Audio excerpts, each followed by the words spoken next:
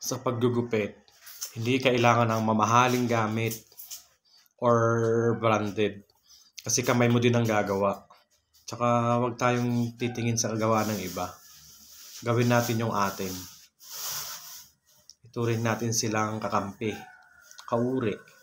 Hindi yung nagpapagalingan, nagsisipsipan, huwag ganun, pangit.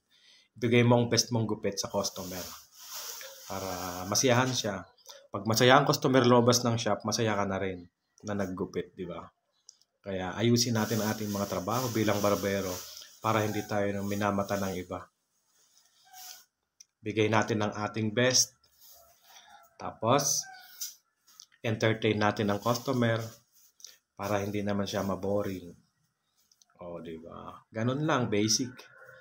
Linis ng gupit. Kung anong gupit, bigay mo. Ipagkaloob mo sa kanya ang kanyang hinihiling para masaya naman. Tips lang po pala sa paggugupit. Huwag niyo minamadali ang gupit. Yung tamang petiks lang na gupit para okay ang kalalabasan.